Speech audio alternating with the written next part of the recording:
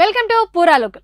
తెలంగాణలో miss world అందాల పోటీలు జరుగుతున్న విషయం తెలిసిందే. అయితే మిస్ వరల్డ్ పోటీల ఫైనల్స్ లో ఒకరినే విజేతగా ఎలా నిర్ణయిస్తారు, ఎవరు డిసైడ్ చేస్తారో ఆ సంస్థ సీఈఓ జూలియా మోర్లే వివరించారు.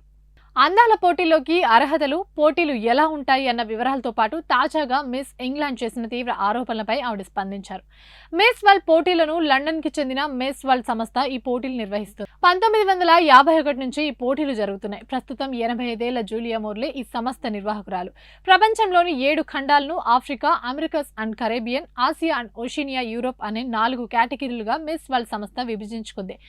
టాప్ 40 కూడా ఈ 4 ఖండాల కేటగిరీల నుంచి 10 మంది చొప్పున వస్తారు. వారిలో 20 మందిని నిర్ణయిస్తారు. తరువాత ఖండానికి 2 చొప్పున 8 మంది ఫైనల్ దశకు చేరుకుంటారు. ఈ 8 మందిలో 4 ఫైనల్స్ కు చేరుతారు.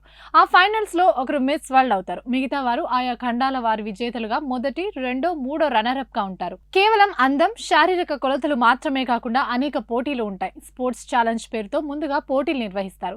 టాలెంట్ ఛాలెంజ్ లో వారు సంగీతం, కళలు, నృత్యం వంటి పోటీల్లో తమ ప్రతిభ చూపిస్తారు. హెడ్ టు హెడ్ ఛాలెంజ్ లో భాగంగా వారి మేధస్సు, కాన్ఫిడెన్స్, కమ్యూనికేషన్ స్కిల్స్ వంటివి చూస్తారు. ఇవే కాక టాప్ మోడల్ ఛాలెంజ్ అని కూడా ఉంటుంది. ఇందులో ఫ్యాషన్ షో నిర్వహిస్తారు. ఫ్యాషన్ షోలో డిజైనర్ డ్రెస్ విభాగం కూడా ఉంటుంది. సామాజిక సేవకు సంబంధించిన బ్యూటీ విత్ ఏ పర్పస్ అనే విభాగం కూడా ఉంటుంది.